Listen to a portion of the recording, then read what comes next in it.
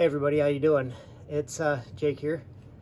This got a beer here from my cellar. It's Founders Dirty Bastard. Some pretty good stuff. Let's get this open.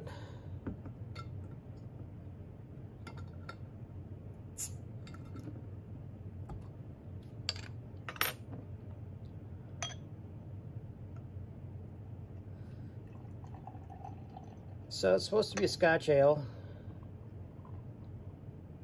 Not exactly sure what all that means. Usually when you have them, they're a little darker, pretty malt forward, which is good. I like that, as opposed to being hop forward. Let's see, what's it say on here? So good, it's almost wrong. Dark ruby in color? Sure it is. And brewed with 7 varieties of imported malts. Complex in finish, with hints of smoke and peat. Paired with a malty richness and a bright hook of hop power to give it the bad attitude that a beer named Dirty Bastard has to live up to. Ain't for the wee lads. It's pretty good. I've had this a few times. The first time I had it was a long time ago. Back when I was in college. I mean, they've been doing this thing for years.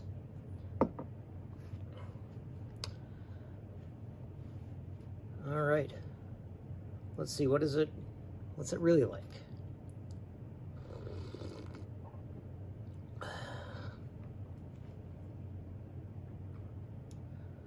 Okay, yes, malt forward, like I said before. I mean, red, maybe, it's gotta be like super red. I mean, although I suppose the light that I'm using up top here is kind of red, so there's that. It could just be coming out dark, like as super dark as it is because of the light that I got on it right now. Malty, for sure. Kind of boozy. It's only 8.5%, so it shouldn't be terribly boozy, but I mean, it tastes like it's been aged in whiskey barrels, so there's that.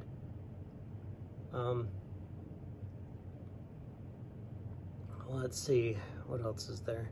What does it remind me of? There's a brewery down in Indianapolis that makes small beer.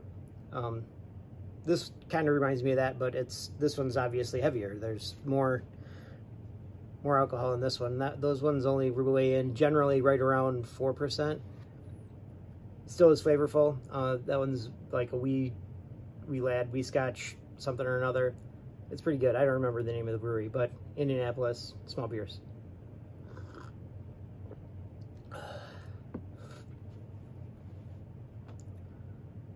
What else does this beer remind me of? It kind of reminds me of a wedding I went to a long time ago for a couple of tuba players. They figured, oh, we'll make it, but the rule in tubas for Central Michigan is no homosexual relations for a reason. We don't want to have to kick everybody's ass, because that's generally how that ends up turning out. But it was down southwest corner of the state, if I remember right, because that's where they were living at the time. And then they graduated and moved out to North Carolina. But they had a dry reception, which made dancing super fun. But also, it's the southwest corner of the state, so you can go to just about any place, gas station, party store, whatever, and get decent beer, because you got Founders down there, Bell's is down there. At the time, I don't think Perrin was down there, because I don't think Perrin was down there yet. But you can get Perrin down that way, too.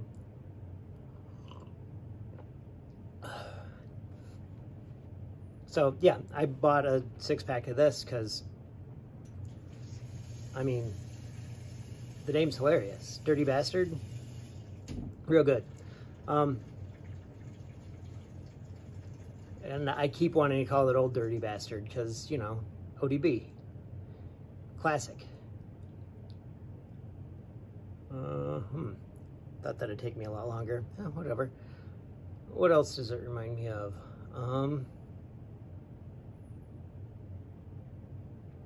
Well, the fact that it's red, or supposed to be red, also reminds me of camp because, well, Killian's Irish Red is what we drank, which is weird because this is obviously Scotch ale, so not Irish. It did seem like everywhere we went up there in Clare, you could get Killian's Irish Red. Weird, right? Around Clare, you could get something Irish. But yeah, camp was fun. It reminds me specifically of a couple of years up there.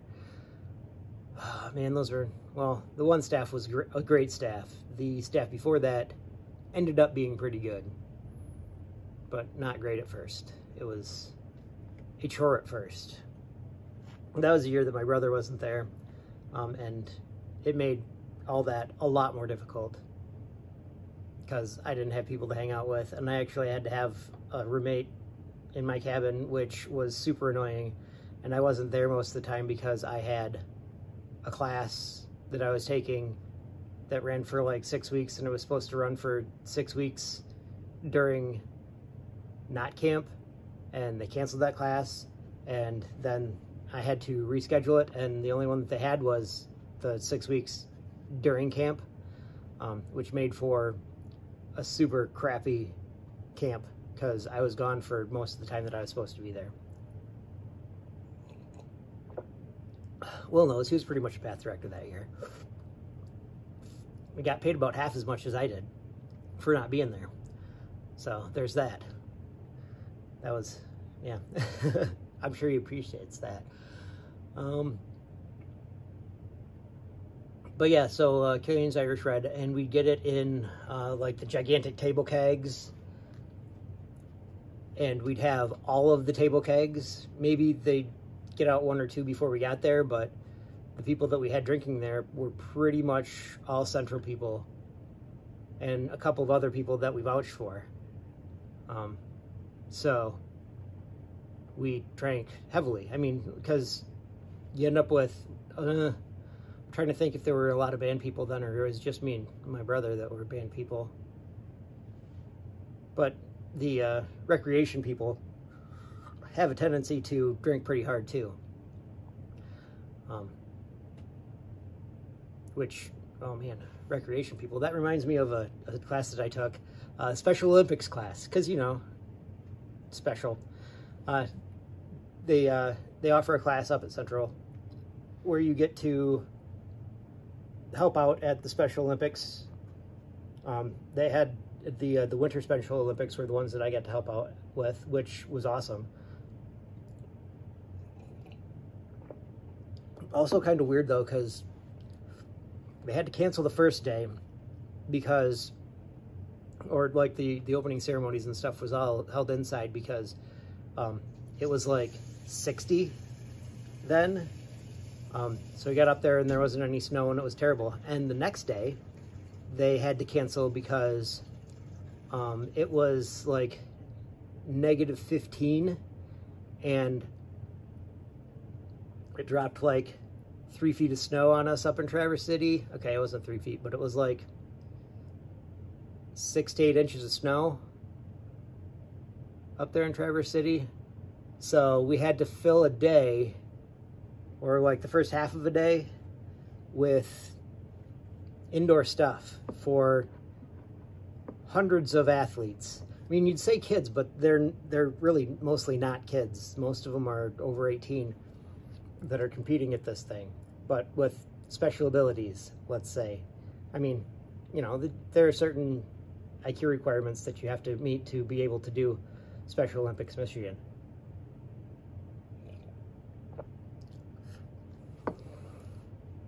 And it was a blast. We played some kickball, and there was an epic dodgeball game, or 3. I think there was some tennis going on for a little bit, but you know, most of these athletes are are winter sports people. So like there's broomball people, and there, which is weird because you'd think that that'd go on anyway, just because of where it's going on. Maybe it's not broomball then. But like skiing, snowshoeing, cross-country skiing, downhill skiing, snowboarding, stuff like that. I got to do cross-country skiing and snowshoeing, help time the events and do that kind of stuff, and that was a blast. But also, the people that volunteer at Special Olympics are amazing people. They work hard all day long while they're at that, and they party harder. Because, you know, all that stuff that they do with skiing and snowshoeing and stuff like that, downhill skiing, that's all done at the mountain right there. And they generally have like flip cup. Well, we did a lot of flip cup. And there's some beer pong that goes on usually, I guess, but we didn't do a whole lot of that. But flip cup was like snowshoeing and cross-country skiing against downhill, and that was a blast. We won like 3 times in a row, and they decided to stop because, you know, we had me and my brother, and we're good at that kind of stuff. Which is also crazy because those people aren't bad. I mean, we won like 2 in a row, and then they won 1, and then we won another one, and they won another one. It was actually pretty close, but it was a good time. And I remember being very hungover that first day that we went to actually do things, not just play around in the gigantic open space that they have. Like there's a big old tennis facility up at the hotel that they set us up in, and yeah, it was pretty cool. What else was there that we did there? Lots of things. There were lots of things that we did there. But yeah, that was a blast. This does look red the closer I get to the bottom. You can almost see it. I'm almost done. Oh, this cup says Michigan beer here, Table and Tap over here. This one actually did come from that place over in Flint. There's another one that I thought was something tavern. That was not. I think that one was a gift from my sister or something like that. She went to some place and got that. I was like, hey, I got this for you. Not as exciting. Actually, this one I bought because if you can, you should buy them. Even if, you know, it's not that difficult to have them give them to you. And if you do have them give them to you, you should definitely tip enough so that it covers the cost of these guys, because they're kind of expensive. I usually do about an extra $7 on top of the tip that I normally give, because that's pretty close to what it usually costs for these guys. That was really pretty good. Pretty good. I already got a quote for you. Comes from one of my favorite celebrity chefs, actually my favorite of all time, but you don't see much from him anymore. I don't know why. Anthony Bourdain. The quote goes like this: skills can be taught. Character, you either have or you don't have. And I like that a lot, and I think about it quite often.